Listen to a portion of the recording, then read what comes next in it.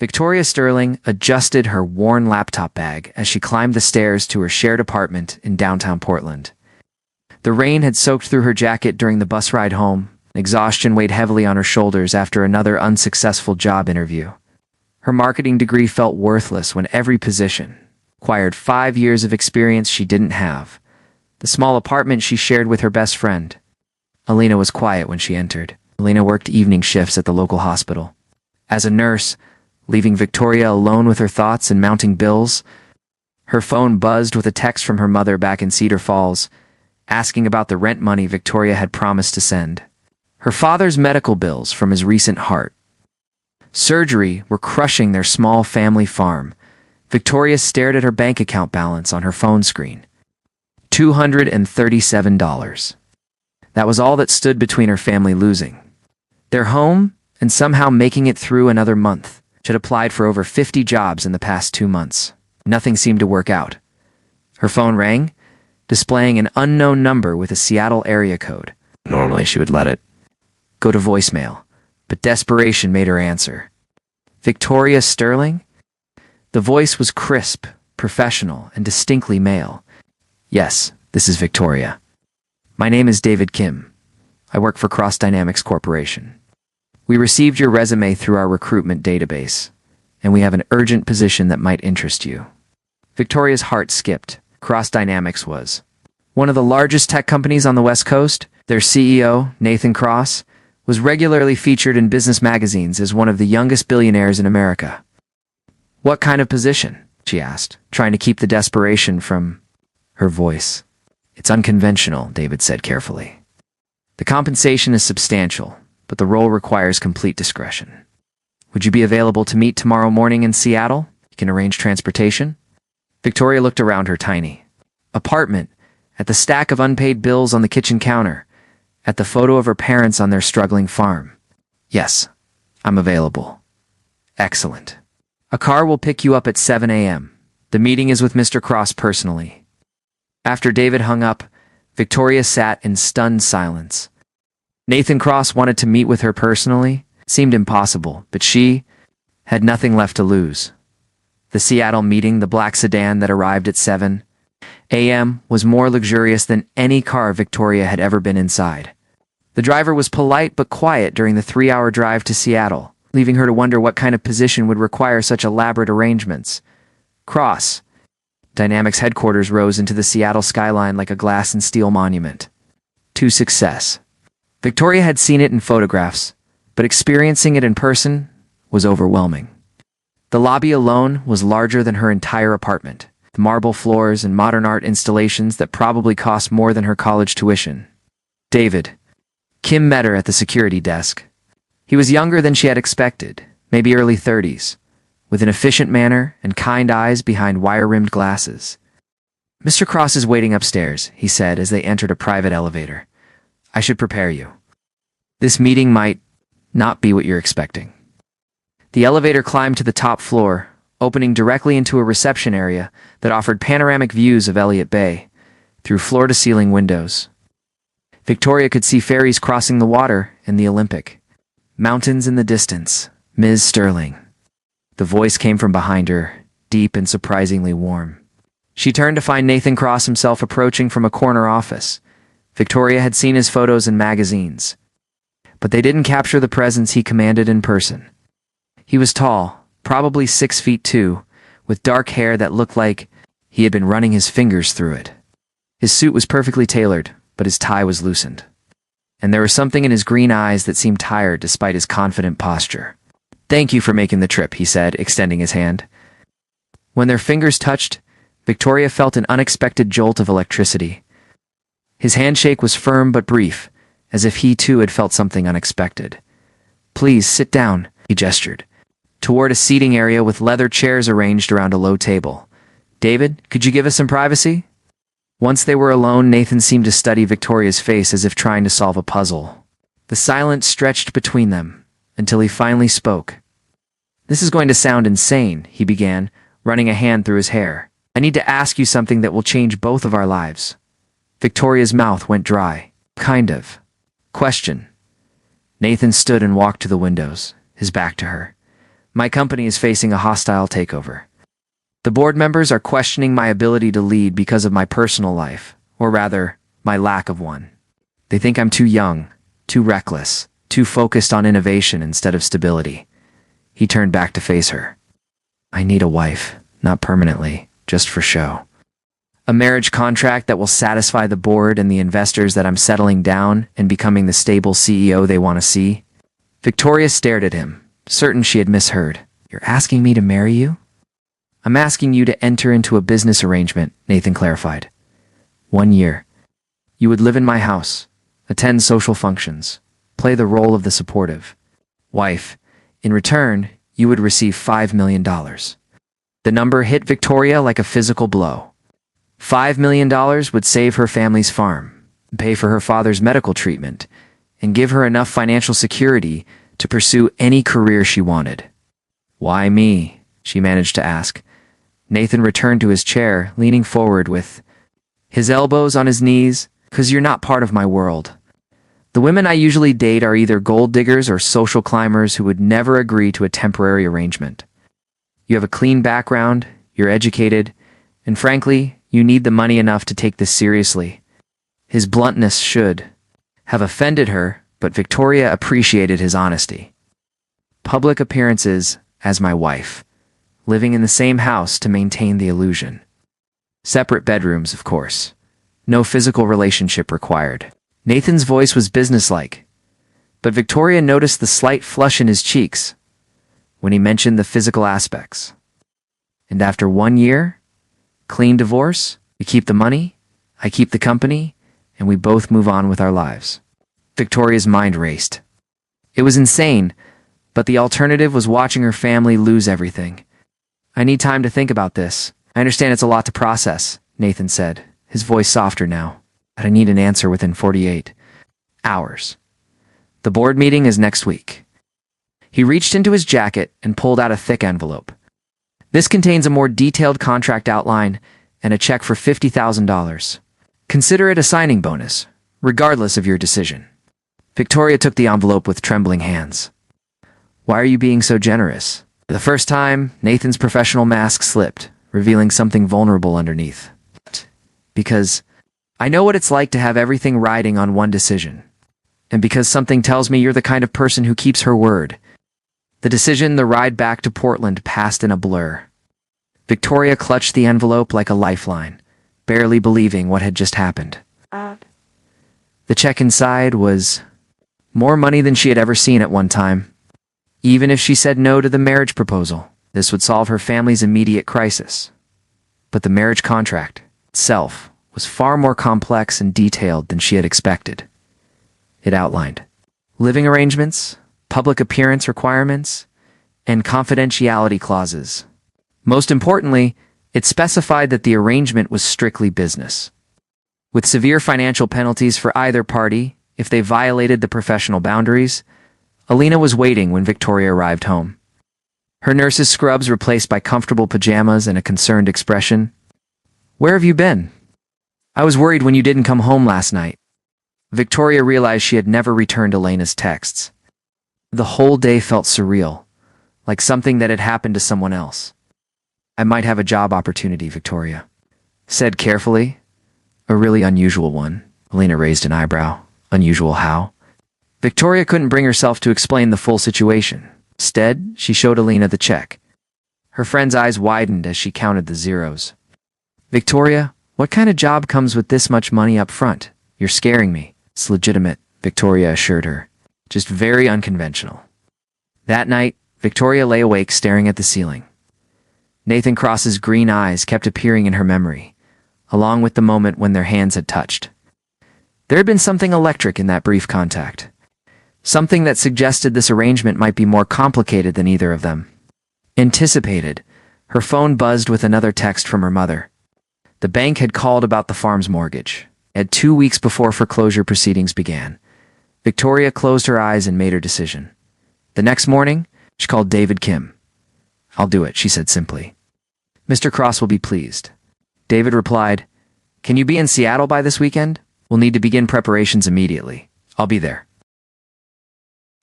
As Victoria hung up the phone, She wondered if she was making the biggest mistake of her life or taking the first step toward changing everything. What she didn't know was that Nathan Cross was asking himself the same question. And that their first night as a married couple would indeed change his life forever in just a few days. Victoria Sterling would become Victoria Cross, and neither of them would ever be the same. Victoria's hands trembled as she stood before the imposing iron gates of Nathan's estate in the exclusive Bellevue Hills. The Mediterranean-style mansion sprawled across manicured grounds, complete with a circular driveway and fountain that belonged in a movie rather than real life. Her single suitcase felt pathetic in comparison to the grandeur surrounding her. David Kim had handled all the arrangements with military precision. Wedding dress shopping, with a personal stylist, legal documentation, even a brief media training session to prepare her for public appearances. Everything moved so quickly that Victoria barely had time to process what she was agreeing to. Nathan opened the front door himself, surprising her. He wore dark jeans and a white button-down shirt with the sleeves rolled up, looking more relaxed than during their business meeting. The casual attire made him seem more human, more approachable. "Welcome home," he said, the word home hanging awkwardly between them. Neither quite knew how to navigate this strange new reality. The interior of the house was stunning but felt cold, like a museum display rather than a place where someone actually lived. High ceilings, marble floors, and expensive artwork created an atmosphere of wealth, but not warmth.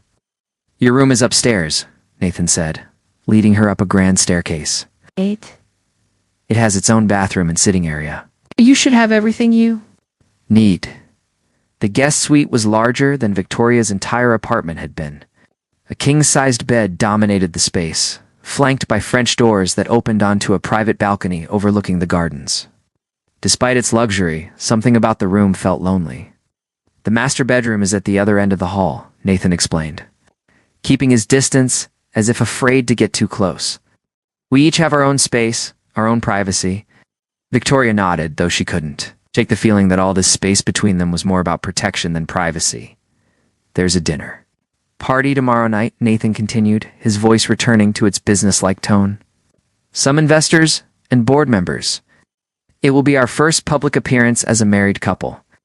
The reminder of their arrangement settled over them like a cold blanket. They were playing roles, nothing more. The art of pretending the dinner party was an exercise in controlled performance. Victoria wore a midnight blue dress that David had selected, elegant but not too flashy. Nathan appeared at her side in a perfectly tailored black suit, looking every inch the successful CEO. "Remember," he whispered as they approached the front door where guests were arriving, "we're deeply in love, but trying to keep things professional." His hand found hers, fingers intertwining in a gesture that felt surprisingly natural. The warmth of his palm against hers sent an unexpected flutter through her stomach. The evening passed in a blur of introductions and carefully rehearsed conversations. Victoria found herself studying Nathan as he moved through the crowd, noting how his smile never quite reached his eyes when talking business, how he unconsciously straightened his tie when nervous, how he had a habit of running his thumb across.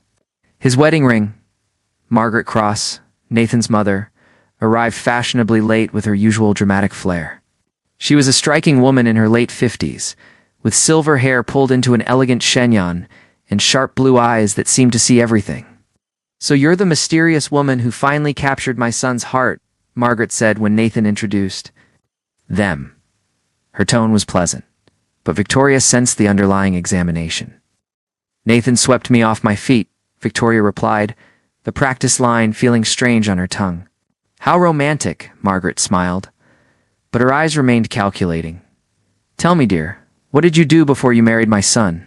Taryn, Victoria answered honestly. "I was working on building my career when Nathan and I met, and now you're building a life together instead," Margaret observed. "Oh, perfectly domestic."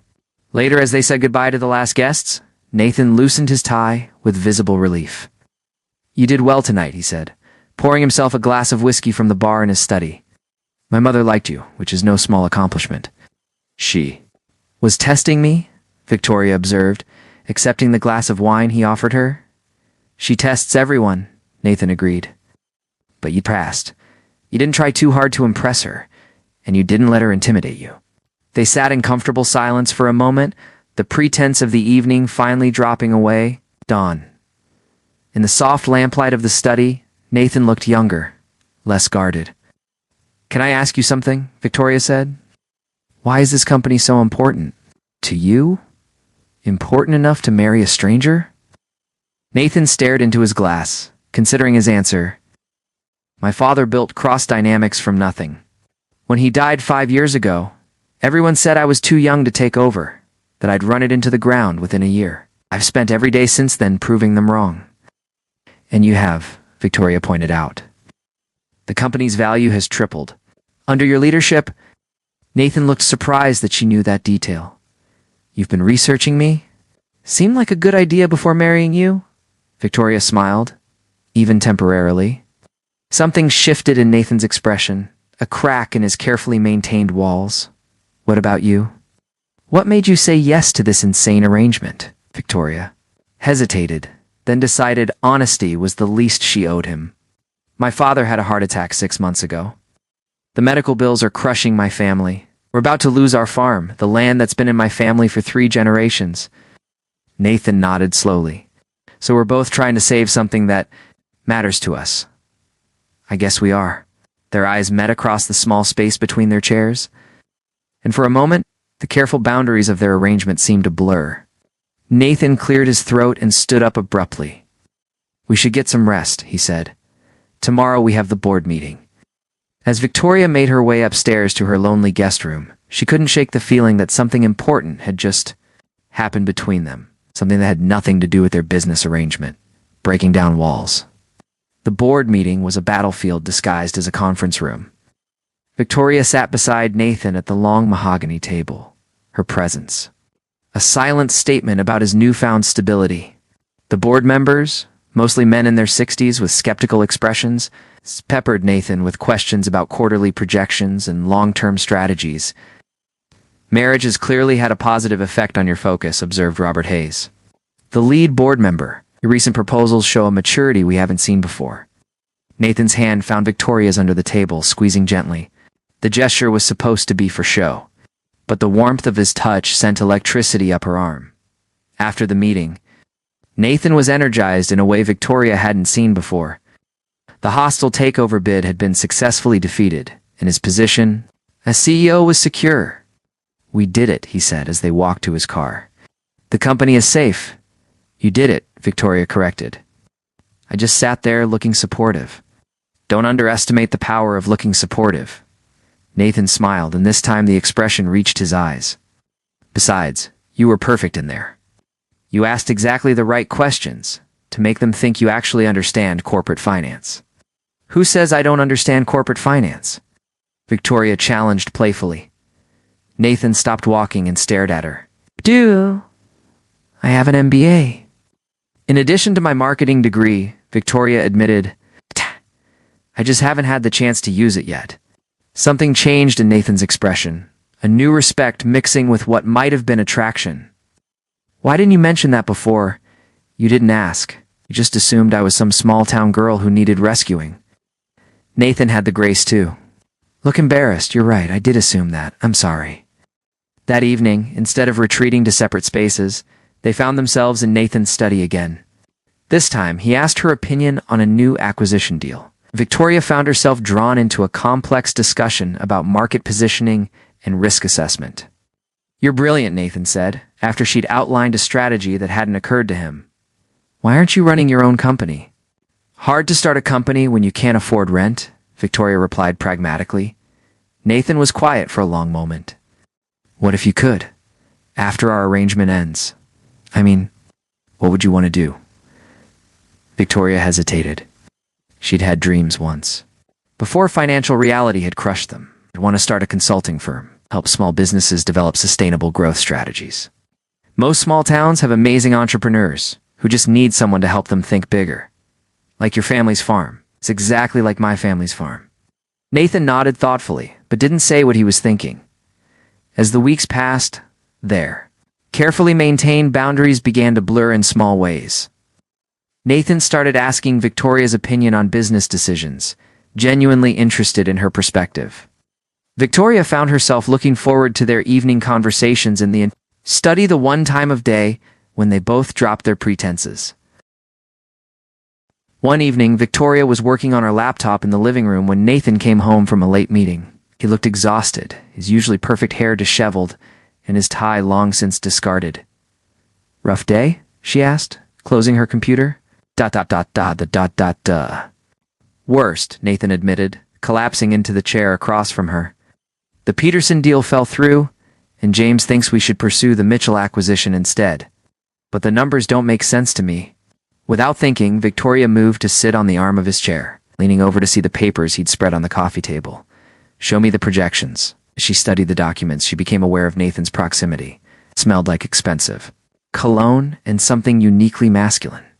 When she looked up to ask a question, their faces were inches apart. "Victoria," Nathan said softly, his voice different than she'd ever heard it. The space between them seemed to crackle with electricity. Victoria's heart pounded as Nathan's eyes dropped to her lips. For a moment, she thought he might kiss her. Instead, he stood up abruptly, putting distance between them. "I should let you get back to your work," he said stiffly. "Thank you for the advice." Victoria watched him retreat to his study, closing the door firmly behind him. She touched her lips, wondering what might have happened if he hadn't pulled away that night. She lay awake in her enormous bed, staring at the ceiling and thinking about green eyes and almost kisses. Somewhere down the hall, Nathan was probably doing the same thing, fighting the same growing attraction that threatened to complicate everything. Their arrangement was supposed to be simple, business only, no motions, no complications. But as Victoria finally drifted off to sleep, she realized it was already far too late for simple. 3 months into their arrangement, Victoria and Nathan had settled into a dangerous rhythm. Their public appearances were flawless performances of marital bliss, but their private moments had become charged with intention neither dared acknowledge. They worked together on business projects, shared quiet dinners, and maintained their separate bedrooms like a fortress against the growing attraction between them. Everything changed on a rainy Thursday evening in November. Victoria was in Nathan's study, helping him prepare for a crucial presentation to potential international investors. Papers covered every surface, and empty coffee cups marked the hours they'd spent perfecting the proposal. Nathan had long since shed his jacket and rolled up his sleeves, revealing strong forearms that Victoria tried very hard not to notice. "Third quarter projections don't align with the European market analysis," Victoria pointed out, leaning over his shoulder to highlight a discrepancy in the spreadsheet. Nathan turned to respond and found himself face to face with her, close enough to see the golden flecks in her brown eyes. This time, neither of them pulled away. "Victoria," he whispered, his voice rough with suppressed desire. "I know," she breathed. "This is supposed to be just business." "It is just business," Nathan said, but his hand came up to cup her cheek, contradicting his words. "Then why does it feel like so much more?" Instead of answering, Nathan closed the distance between them. Their lips met in a kiss that was nothing like the polite pecks they had shared at public events. This was desperate, hungry, full of months of denied attraction and growing feelings neither had wanted to admit. Victoria's arms wound around Nathan's neck as he pulled her closer, her laptop forgotten as it slid off her lap onto the floor. The careful walls they'd built between them crumbled in an instant, placed by raw need and emotion. When they finally broke apart, both were breathing hard. Nathan rested his forehead against hers, his eyes closed. "We can't do this," he said. Though his hands remained on her waist. "Why not?" Victoria asked, her voice barely above a whisper. "Because when this year's over, you're going to leave. We're going to take your money and start your consulting firm and build the life you've always wanted. And I'm going to be the man who bought a year of your life." The words hit Victoria like a slap. She pulled back, suddenly aware of how compromising their position looked. "You're right," she said, straightening her clothes and gathering the scattered papers with shaking hands. This was a mistake. Nathan watched her hasty retreat with regret etched across his features. "Victoria, I didn't mean no. You're absolutely right," she interrupted, not meeting his eyes. "We have a contract. We should stick to it." That night, Victoria lay in her bed replaying the kiss over and over, her lips still tingling from Nathan's touch. Down the hall, Nathan stared out his bedroom window at the rain, wondering when protecting his heart had started to feel like the biggest mistake of his life. Secrets revealed. Out. Next morning brought an unwelcome visitor. Victoria was having breakfast alone when Margaret Cross swept into the dining room without announcement, her usual elegant composure replaced by barely contained fury. "Where is my son?" Margaret demanded. "He left early for meetings," Victoria replied, setting down her coffee cup carefully. "Is everything all right?" Margaret's laugh was brittle. "All right, my dear, I've just had a very interesting conversation with a private investigator." Victoria's blood turned cold. "I'm sorry. Don't play innocent with me," Margaret snapped, taking a seat across from Victoria. "I know exactly what this marriage really is. A business arrangement. A contract." "I don't know what you're talking about," Victoria said, though her voice lacked conviction. Margaret pulled out her phone and showed Victoria a series of photographs. Pictures of Victoria entering David Kim's office building before she'd ever met Nathan. Photos of her cashing the $50,000 check. Documentation of the marriage contract itself. "How did you get these?" Victoria whispered. "I've suspected from the beginning that something wasn't right about your whirlwind romance," Margaret said coldly. "My son may be brilliant in business, but he's naive when it comes to women. I had to protect him. From what? From exactly this kind of gold-digging scheme. Well, you've played your part well. I'll give you credit. The loving wife act, the interest in his business, even fooling me at that first dinner party. But I know what you really are." Victoria stood up abruptly, anger replacing her initial shock. "You don't know anything about me?" "I know you sold yourself to the highest bidder," Margaret replied viciously. "I know you've been pretending to care about my son while counting down the days until you can collect your payment and disappear." "That's not true," Victoria protested. But even as she said it, she realized how hollow it sounded. Wasn't that exactly what their arrangement was, isn't it? Margaret smiled coldly. "Tell me, dear, what happens when Nathan realizes that every tender moment, every laugh, every kiss has been a performance worth $5 million? The reference to kissing made Victoria's cheeks burn. Had Margaret somehow witnessed their moment in the study? "Doesn't need to know about any of this," Victoria said desperately. "Oh, but he does," Margaret replied, clearly enjoying Victoria's distress. "In fact, I plan to tell him everything tonight, unless of course you save us all the drama and simply disappear. Take whatever money you've received so far and go back to your little farm. Nathan will recover from his broken heart and the family reputation will remain intact. And if I don't," Margaret's smile turned predatory, "then I release these photos and documents to the press. Tech billionaire's fake marriage scandal will make a lovely headline, don't you think? Nathan's reputation will be destroyed, along with everything he's worked to build." Victoria sank back into her chair, the full weight of the trap Margaret had laid becoming clear. She stayed and fought for Nathan. She would destroy his career. If she left, she would break both their hearts, but save his company.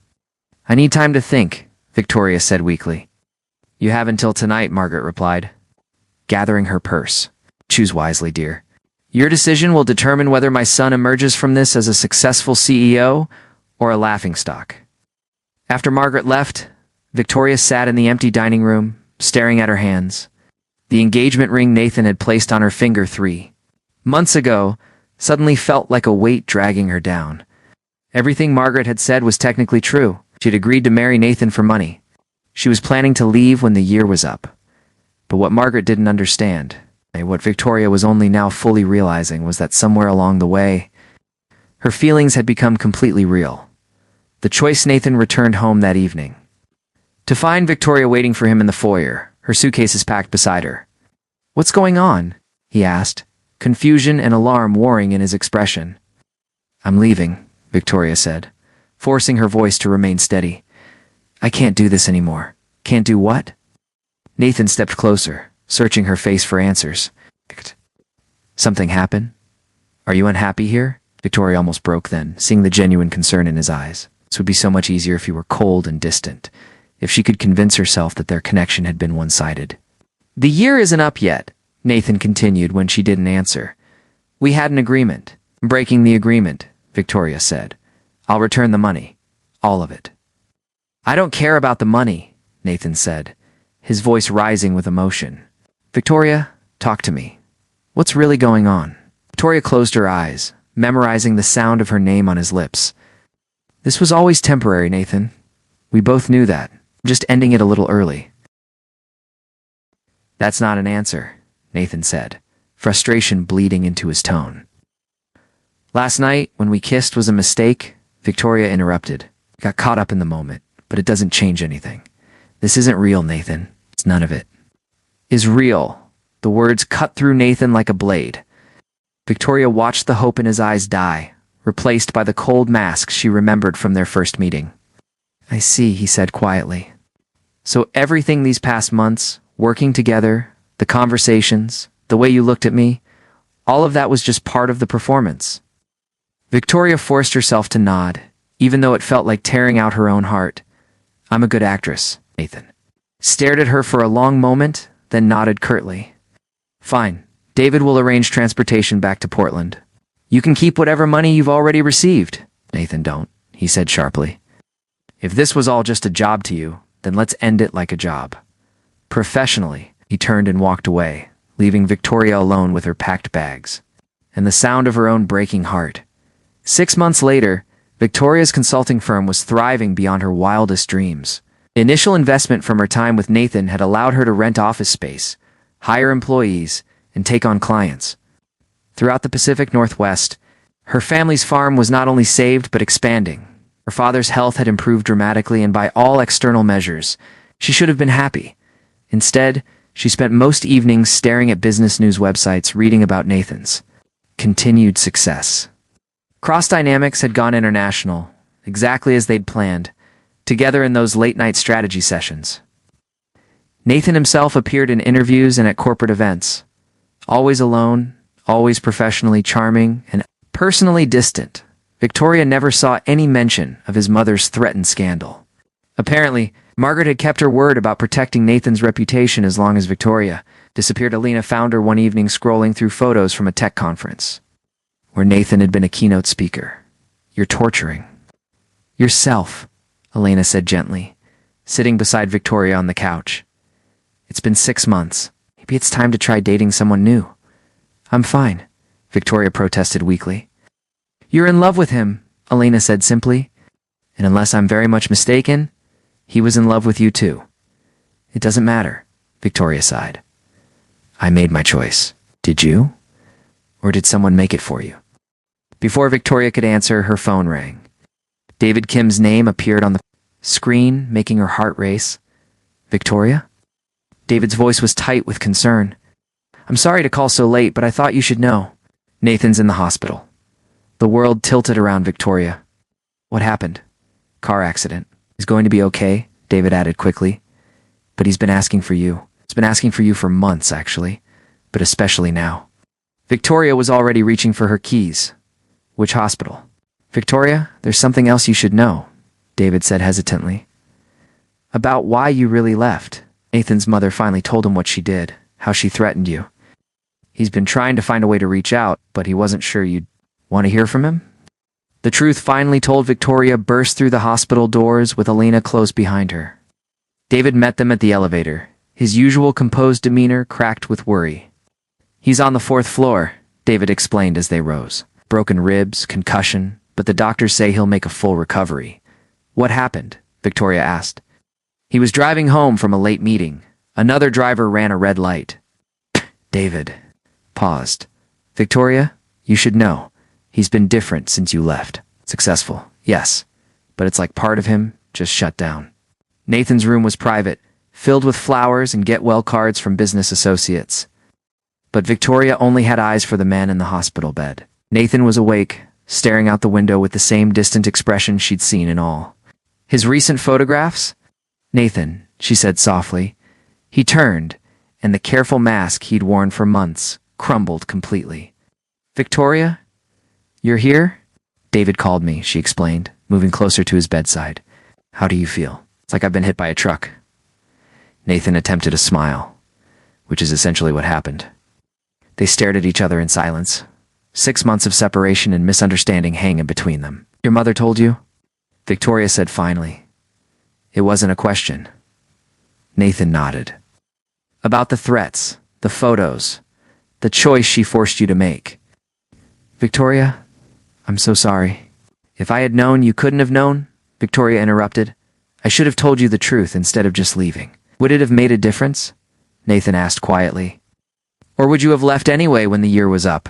Victoria took a deep breath, finally ready to say the words she should have said 6 months ago.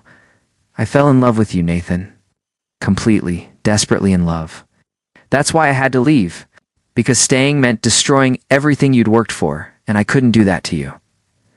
Nathan's eyes closed in relief. I thought I'd imagined it, the connection between us. I thought it was just wishful thinking on my part. It wasn't. Victoria said, taking his hand. None of it was pretend for me. It's not after the first month anyway. I love you too, Nathan said simply. I have for months. I've been miserable without you. So what do we do now? Victoria asked. Your mother's threats are still real. If we're together, let her release whatever she wants, Nathan said firmly. I don't care about the scandal. I care about you. Nathan, you could lose everything. I already lost everything when you left, he replied. Company, the money, none of it means anything without you. Victoria felt tears streaming down her cheeks as Nathan lifted their joined hands to his lips, pressing a gentle kiss to her knuckles. Marry me, he said suddenly. Not for business this time. After show. Marry me because you love me, and I love you, and life is too short to waste time pretending otherwise. Are you proposing to me in a hospital bed? Date? Victoria laughed through her tears. I'm proposing to you wherever you'll listen, Nathan replied seriously. I should have done it months ago. Should have fought for you instead of letting you walk away. Yes, Victoria whispered. Yes, I'll marry you. For real this time. Nathan's smile was radiant despite his injuries. Good, because I already called the minister. He'll be here in an hour. Nathan Cross. You cannot get married in a hospital, Victoria protested, laughing. Watch me, Nathan grinned. I'm not letting you get away again. 6 months after that, the small church in Cedar Falls was packed with friends and family for Victoria and Nathan's second wedding. This time, Victoria wore her grandmother's vintage lace dress instead of a designer gown. Nathan stood at the altar, in a simple black suit, his eyes never leaving Victoria's face as she walked down the aisle on her father's arm. Alina stood as maid of honor, dabbing at her eyes with a tissue. David Kim served as best man, looking unusually emotional for such a composed person. Even Margaret Cross was in attendance, having grudgingly accepted that her son's happiness was more important than her social concerns. Do you, Nathan Cross, take Victoria Sterling to be your lawfully wedded wife, to have and to hold, in sickness and in health, for richer or poorer, for as long as you both shall live? I do, Nathan said firmly, sliding a simple gold band onto Victoria's finger next. To her engagement ring. Do you, Victoria Sterling, take Nathan Cross to be your lawfully wedded husband, to have and to hold, in sickness and in health, for richer or poorer, for as long as you both shall live? I do, Victoria replied, her voice strong and certain. The power vested in me, I now pronounce you husband and wife. Nathan, you may kiss your bride. This kiss was nothing like the desperate passion in Nathan's study or the tender moment in the hospital. This was a promise, a beginning, celebration of everything they'd fought through to reach this moment as they walked back down the aisle together.